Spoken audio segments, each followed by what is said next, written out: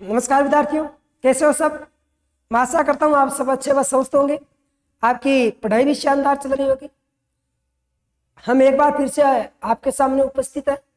अभिज्ञान परिवार में एक बार फिर से आपका हार्दिक स्वागत व अभिनंदन।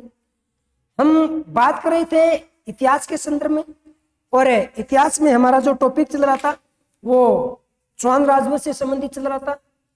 तो आज हम जिक्र करने वाले हैं चौहान राजवंश से संबंधित महत्वपूर्ण क्वेश्चन के बारे में, जिनका आज जिक्र करेंगे। प्रश्नोत्तरी एक पहले चौहान राजवंश से संबंधित हमने दे दी है, ये हमारी दूसरी रहेगी, और हमने उन क्वेश्चनों का हम जिक्र करने वाले हैं।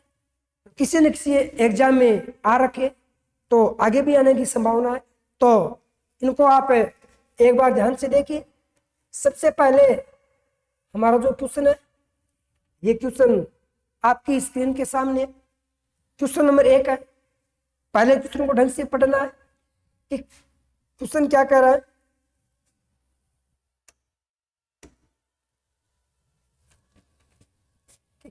कवि बांधव की उपाधि किस चौहान शासक को प्राप्त थी। बहुत ही शानदार क्वेश्चन है। किस चौहान शासक को कवि बांधव के नाम से जाना जाता है। तो मित्रों याद रखना, पृथ्वीराज चौहान बिल्कुल नहीं है, और अजयराज भी नहीं है, वासुदेव भी नहीं है। आपका कौन होगा? विग्रहराज। इसी विग्रहराज को हम किस नाम से जानते हैं? बिसल देव के नाम से जानते हैं। इस बात को भी यहाँ पे याद रखना, किस नाम से? बिसल देव। तो ये हो जाएगा आपका उत्तर। क्वेश्चन नंबर 1 का पहला ए ऑप्शन है ना, बिल्कुल आपका सही जाएगा कि बिसल देव जो शासक है, इसको मित्रों कौन सी उपाधि थी? कवि बांधव। क्यों थी? क्योंकि पहली बात तो ये थी कि ये कवियों का सम्मान करता था। किसका सम्मान है? कवियों का सम्मान करता था। दूसरी बात आपको याद रखना है कि ये खुद भी क्या था? एक कवि था। खुद भी एक क्या था? कवि था। इस बात को याद रखना है। अब आपके सामने क्वेश्चन नंबर 2, ये रहा आपका स्क्रीन के सामने। अब क्वेश्चन नंबर 2 क्या कह रहा है? बहुत ही सोना क्वेश्चन है, इंपॉर्टेंट क्वेश्चन है कि पृथ्वीराज चौहान तृतीय का जन्म कहाँ हुआ था। पृथ्वीराज चौहान तृतीय का जन्म कहाँ हुआ था?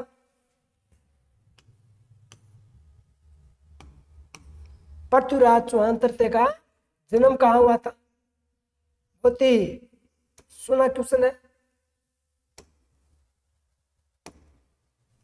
चलो, पृथ्वीराज चौहान तृतीय का जन्म कहाँ हुआ था?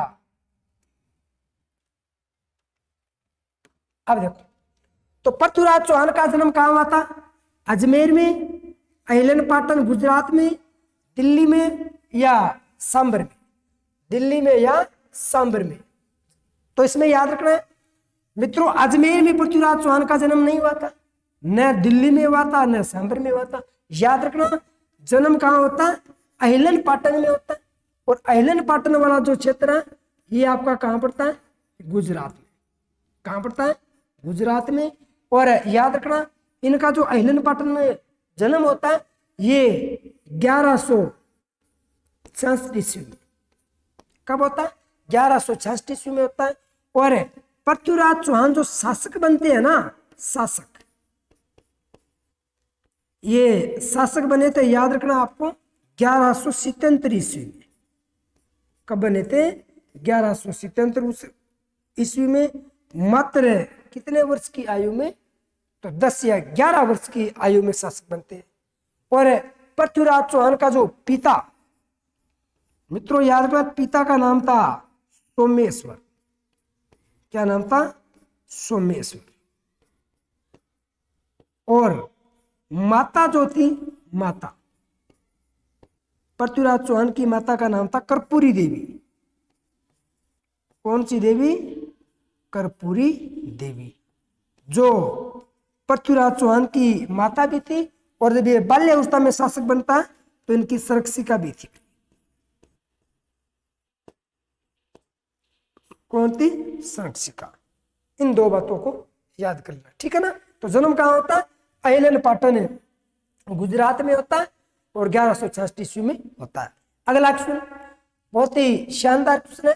देखो पहले क्वेश्चन को पढ़ो। क्वेश्चन आपका क्या कह रहा है, इस पेज को मैं थोड़ा सा बड़ा कर देता हूं आपके स्क्रीन के सामने। ये लो, क्वेश्चन क्या कह रहा है कि निम्नलिखित में से कौन सा कथन असत्य है। निम्नलिखित में से कौन सा कथन असत्य है। तो ध्यान रहे, असत्य कौन सा, सपादलक चौहानों का मूल स्थान माना जाता है। बिल्कुल माना जाता है, चौहानों का मूल स्थान बिल्कुल माना जाता है। ठीक है। फिर विग्रहराज चतुर्थ ने तारागढ़ दुर्ग का निर्माण करवाया था। मित्रों, विग्रहराज चतुर्थ ने तारागढ़ दुर्ग का निर्माण नहीं करवाया था, मतलब ये गलत है। हो सकता है ये सही हो आपका, लेकिन हम ऑप्शन और पढ़ेंगे। आगे चलो। अहिच्छत्रपुर चौहानों की प्रारंभिक राजधानी थी। अहिच्छत्रपुर चौहानों की प्रारंभिक राजधानी थी, तो थी, ठीक है ना, ये बिल्कुल ही सत्य बात है। आगे चलो। पृथ्वीराज चौहान वंश का अंतिम शासक था। यानी आपका जो अजमेर के चौहान है, कौन से चौहान हो जाएंगे, अजमेर के चौहान। और अजमेर के चौहानों में आपको याद क्या करना है, पृथ्वीराज आपका अंतिम चौहान शासक था। तो ये भी लाइन बिल्कुल क्या है, सही है। अब गलत कौन सी है कि विग्रहराज चतुर्थ ने तारागढ़ दुर्ग का निर्माण करवाया था। बिल्कुल नहीं करवाया था। तारागढ़ दुर्ग का निर्माण किसने करवाया था, तो याद रखना मित्रों, अजय राज चौहान ने। किसने करवाया था, अजय राज चौहान। अब इसने भी तारागढ़ दुर्ग का निर्माण नहीं करवाया था। एक चीज याद रखना, अजय राज चौहान ने जो निर्माण करवाया है वो अजय मेरू के किले का निर्माण करवाया। कौन से किले का, इसमें लिख देता हूं, अजय मेरू दुर्ग। अजय मेरू दुर्ग, ठीक है। इस अजय मेरू के दुर्ग में याद रखना, इसका निर्माण हुआ था 1113 ईस्वी। फिर इसी का नाम तारागढ़ रखा गया था 1504 ईस्वी। कब रखा गया था, तो 1504 ईस्वी में इसका नाम क्या रखा गया था, तारागढ़। और तारागढ़ नाम किसने रखा था, तो तारागढ़ नाम रखा था मेरे बच्चों पृथ्वीराज ने। किसने, पृथ्वीराज। और ये पृथ्वीराज कोई चौहान शासक नहीं है, ये शासक भी नहीं है, वैसे ये राजकुमार है पृथ्वीराज सिसोदिया। और पृथ्वीराज सिसोदिया ने अपनी पत्नी ताराबाई के नाम पर इसका नाम क्या रखा था, तारागढ़ रखा था। क्योंकि अजय मेरू दुर्ग का इसने क्या करवाया था, पुनः निर्माण कह सकते हैं हम, जीर्णोद्वार करवाया था, कारी कुटका करवा के, रंग रोगन करवा के, और कह दिया कि ये ले तेरे नाम पर है दुर्ग। और अगर मैं बात करूं तारागढ़ दुर्ग की, तो एक तारागढ़ दुर्ग आपका कहाँ है, तारागढ़ का दुर्ग आपका हो जाएगा बूंदी में। ये भी तारागढ़ का एक है, तारागढ़ का दुर्ग क्या हो जाएगा, बूंदी में हो जाएगा। उसकी आकृति किसके समान है, तो उसकी आकृति तारे के समान है। इस बात को भी आप याद रखना। तो ऑप्शन नंबर जो बी है ना, वो बिल्कुल सही जा रहा है। अब आपकी स्क्रीन के सामने क्वेश्चन नंबर 3 देखो। क्वेश्चन नंबर 3 क्या कर रहा है कि दिल्ली के तोमर वंश को किस चौहान शासक ने हराया। बहुत ही शानदार क्वेश्चन है कि दिल्ली का वह कौन सा, कि वह चौहान शासक का वह कौन सा चौहान, चौहानों का कौन सा राजा है जिसने दिल्ली में मित्रों तोमर वंश हुआ करता था, उस तोमर वंश को हराया था। तो मित्रों तोमर वंश को गुवक प्रथम ने हराया था, या चंदन राज ने, या पृथ्वीराज प्रथम ने, या विशलदेव ने। इसमें आपका ऑप्शन जो सही जाएगा वो जाएगा मेरे बच्चों चंदन राज। इसको चंद्रराज भी कहा जाता है। याद रखना, इसने क्या किया, दिल्ली के तोमर वंश को हराया था और दिल्ली की सिंहासन पर बैठा था। इन्हीं में याद रखना मित्रों, इनकी एक रानी थी, रानी रुद्राणी आत्मप्रभ, ठीक है नहीं। और वो क्या थी, वो शिव भक्त महिला थी और पुष्कर झील में प्रतिदिन कितने दीपक जलाती थी, 1000 दीपक जलाती थी। इस बात को भी आप याद रखना। कितने दीपक, एक दिन में 1000 दीपक जलाती थी। किसकी पत्नी थी, ठीक है नहीं, रुद्राणी रानी आत्मप्रभा थी, आत्म प्रभा, रुद्रानी रानी आत्म प्रभा। ठीक है, आगे चलो। क्वेश्चन नंबर आपका 5 हो जाएगा। और क्वेश्चन नंबर 5 क्या कह रहा है, देखो बहुत ही शानदार क्वेश्चन है। हर बार क्वेश्चन पूछा जाता है ये कि निम्नलिखित में से किस शिलालेख से चौहानों की जानकारी नहीं मिलती है। ऐसा इनमें से कौन सा शिलालेख है जिस शिलालेख से चौहान वंश की जानकारी नहीं मिलती है। तो मित्रों याद करो, बिजोलिया का शिलालेख 1170 में लिखा गया था सोमेश्वर के काल में। तो बिजोलिया के शिलालेख से तो आपको पता है चौहानों की क्या मिल रही है, जानकारी मिल रही है। फिर हर्षनाथ शिलालेख है, ये हर्षनाथ का शिलालेख भी 933 में गुहक प्रथम के काल में लिखवाया गया था। इस शिलालेख से भी आपको क्या मिलती है, जानकारी मिलती है। फिर सुंदा माता शिलालेख, कौन सा शिलालेख है, सुंदा माता शिलालेख, ये कहाँ है, जालोर में है। कहाँ हो जाएगा, जालोर। और याद रखना है हर्षनाथ का जो शिलालेख है ये आपका कहाँ हो जाएगा, सिक्कर में। कहाँ हो जाएगा, सिक्कर। और बिजोलिया का जो शिलालेख है ये कहाँ हो जाएगा मेरे बच्चों, भीलवाड़ा, बिजोलिया भीलवाड़ा। तो इन तीनों में क्या मिलती है, जानकारी मिलती है, तो तीनों ही सही है। अब राज प्रशस्ति, तो राज प्रशस्ति में तो जानकारी नहीं मिलती है भाई, ये क्या होगा, गलत होगा। मतलब हमारा ऑप्शन सही कौन सा होगा, ऑप्शन नंबर 4 दया वाला सही होगा। राज प्रशस्ति है ये मित्रों रणछोड़ दास भट्ट के द्वारा लिखी गई थी। इसमें जो जानकारी मिलती है वो किसकी मिलती है, मेवाड़ के शासकों की मिलती है। कौन से शासकों की, मेवाड़ के शासकों की जानकारी मिलती है। और मेवाड़ की शासकों की जो जानकारी मिलती है वो कहां से, तो मेवाड़ का वास्तविक संस्थापक था बप्पा राउल। मेवाड़ का जो वास्तविक संस्थापक था उसका नाम क्या था, बप्पा राउल। बप्पा राउल से लेकर और राज सिंह तक, कहां तक, राज सिंह तक इसमें क्या मिलती है, जानकारी मिलती है। और ये जो राज प्रशस्ति है ये 25 नौचौकी की पाल पर 25 बड़े शिलालेखों पर लिखी गई है। कितने शिलालेखों पर, 25 बड़े शिलालेखों पर। ये विश्व की सबसे बड़ी प्रशस्ति है, विश्व की सबसे बड़ी प्रशस्ति कौन सी हो जाएगी, तो आपकी राज प्रशस्ति हो जाएगी सबसे बड़ी। और इस राज प्रशस्ति के जो रचनाकार है वो आपका कौन हो जाएगा, मैं यही लिख देता हूं, रणछोड़दास भट्ट। कौन है, रणछोड़दास भट्ट। ये इसके क्या हो जाएंगे, रचयिता हो जाएगी। ठीक है। और महाराणा राज सिंह के काल में लिखवाई गई थी। ठीक है ना। तो बप्पा राउल से लेकर राज सिंह तक की जो जानकारी मिलती है ये आपके राज प्रशस्ति में मिलती है। तो क्वेश्चन नंबर 5 का जो ऑप्शन नंबर 4 है ये आपका सही जाएगा। अगला क्वेश्चन आपकी स्क्रीन के सामने ये रहा। क्वेश्चन क्या कह रहा है कि बहुत ही सुना क्वेश्चन है, कित्तू ए महान राजा की उपाधि किस शासक को दी गई है। कित्तू ए महान राजा, कित्तू ए महान राजा किसको कहा जाता है, तो मित्रों समर सिंह को, कानरदेव को, कीर्तिपाल को, हमीरदेव चौहान को। तो याद रखना इनमें किसको कहा जाता है, कीर्तिपाल को कहा जाता है कित्तू ए महान राजा। और कीर्तिपाल ने क्या किया था, तो ये जालोर के चौहानों का संस्थापक, कहां के, जालोर के चौहानों का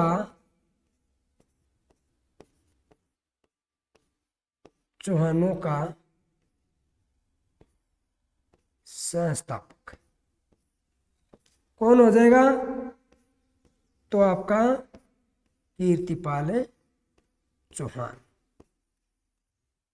जालोर के चौहानों का संस्थापक जो होगा वो कीर्तिपाल चौहान होगा, जिसको इतिहास में किस नाम से जाना जाता है, कित्तू ए महान राजा के नाम से जाना जाता है। इस बात को आप ध्यान रखिए। अगला क्वेश्चन आपके स्क्रीन के सामने ये बहुत ही शानदार क्वेश्चन है कि किस चौहान शासक ने सर्वप्रथम चांदी के सिक्के चलाए। किस चौहान शासक ने सर्वप्रथम चांदी के क्या चलाए, सिक्के चलाए थे। तो इनमें कौन सा चौहान शासक है, ये चार ऑप्शन आपके सामने पड़े। तो इनमें याद रखना मित्रों, वह चौहान शासक कौन हो जाएगा, वह चौहान शासक हो जाएगा अजयराज। कौन होगा, अजयराज होगा। इसने क्या चलाए थे, तांबे के और चांदी के दोनों चलाए थे, साथ में तांबे प्लस चांदी, दोनों सिक्के चलाए थे। फिर इनमें याद रखना, ये जो सिक्के है ना, इन सिक्कों पर क्या लिखवाया था, तो अज्जादेव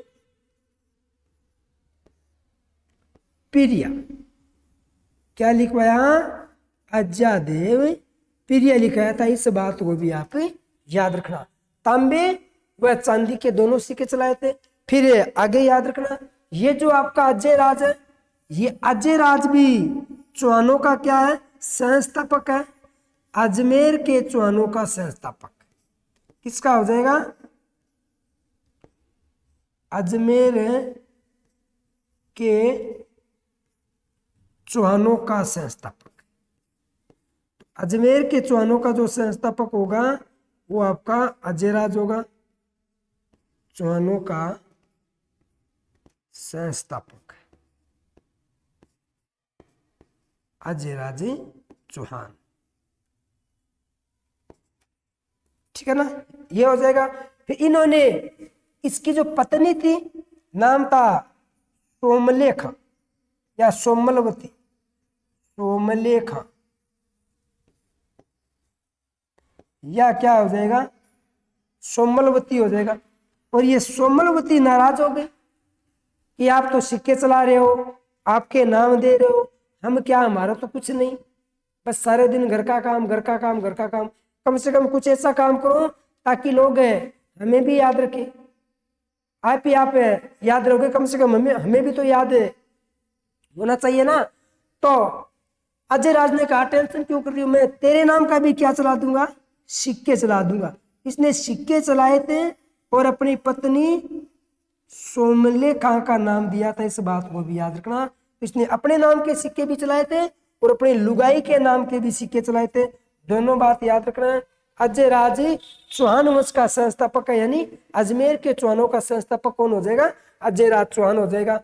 अगला क्वेश्चन आपके स्क्रीन के सामने ये है कि पृथ्वीराज तृतीय का समकालीन चालुक्य शासक कौन था।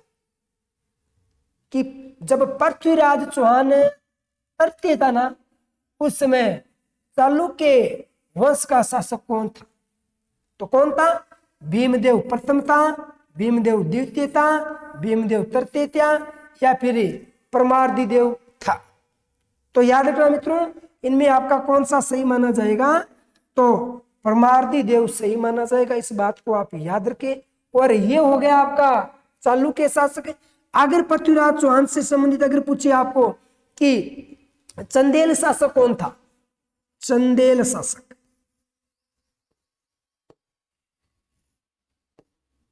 चंदेल, तो चंदेल शासक कौन हो जाएगा, चंदेल शासक आपका परमार्दी देव होगा। और इस परमार्दी देव के साथ पृथ्वीराज चौहान ने एक इतिहास प्रसिद्ध युद्ध लड़ा था, और युद्ध का नाम क्या है, महोबा का युद्ध। कौन सा हो जाएगा, महोबा, महोबा। इसी महोबा को किस नाम से जाना जाता है, तुमुल के नाम से जाना जाता है, तुमुल, महोबा या तुमुल।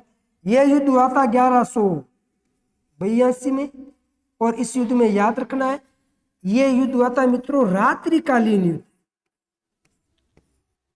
इतिहास का जो रात्रिकालीन युद्ध लड़ा गया है, वो रात्रिकालीन युद्ध कौन सा है, तो आपका चंदेल या महोबा या तुमुल का युद्ध है।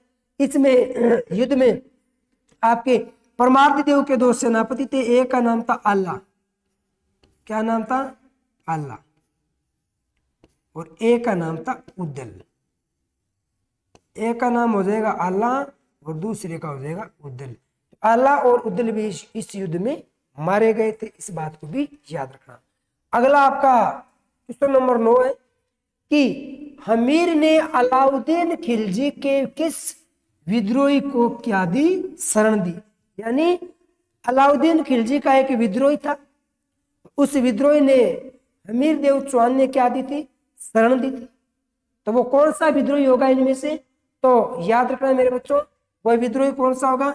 एक अमीर खां पिंडारी, मीर जुबेर खां, मीर अल्लाह बंदे खां और मीर मोहम्मद खां। तो इनमें याद रखना आपका सही ऑप्शन क्या जाएगा, मीर मोहम्मद खां जाएगा। क्योंकि मीर मोहम्मद खां क्या करता है मित्रों, अलाउद्दीन खिलजी की पत्नी थी, नाम था चिमना बेगम।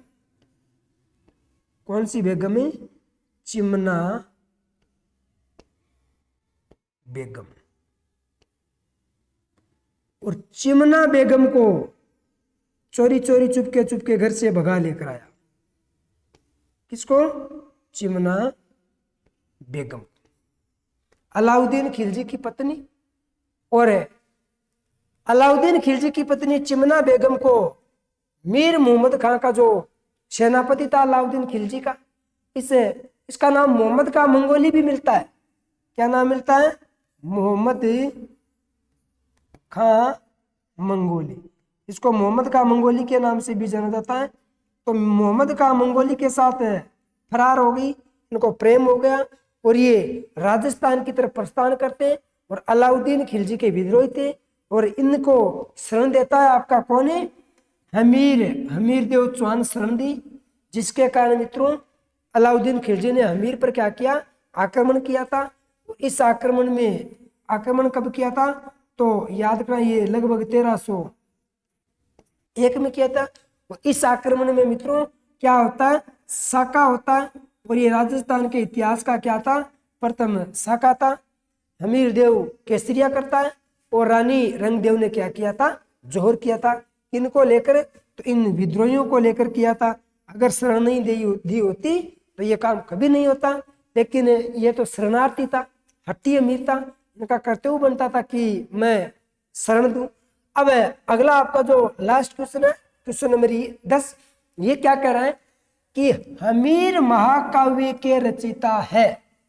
हमीर महाकाव्य के रचयिता कौन है, तो याद रखना मित्रों, हमीर महाकाव्य के रचयिता हो जाएंगे आपके नैनचंद्र सूरी। नैनचंद्र सूरी ने क्या लिखा,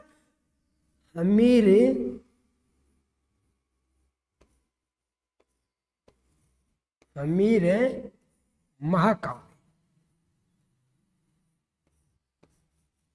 हमीर महाकाव्य लिखा था नैनचंद्र सूरी ने। अगर बात करें जय सिंह सूरी, तो जय सिंह सूरी के द्वारा जो लिखा गया था, इसमें आपको याद रखना जय सिंह सूरी के द्वारा लिखा गया था आपका जो ग्रंथ है, वो लिखा गया था मेरे बच्चों हमीर मद मर्दन।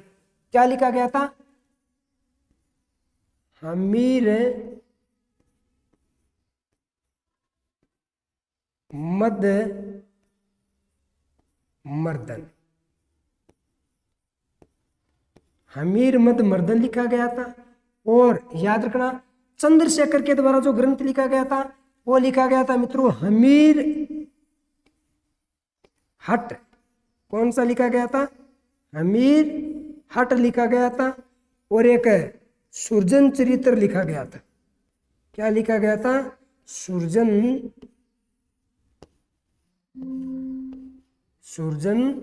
चरित्र। ये किसके द्वारा लिखा गया था, तो ये लिखा गया था आपका चंद्रशेखर। और अमृत कैलाश की मैं बात करूं तो अमृत कैलाश के द्वारा जो ग्रंथ लिखा गया था, वो लिखा गया था हमीर बंधन। क्या लिखा गया था, हमीर बंधन नाम का जो ग्रंथ है, ये हमीर बंधन। और हमीर बंधन किसके द्वारा लिखा गया था, तो ये अमृत कैलाश के द्वारा लिखा गया था। अब मुझे कमेंट में बताना कि हमीर रा छाड़ा किसके द्वारा लिखा गया था। हमीर रा छाड़ा मैं लिख देता हूं, आपको कमेंट में बताना है।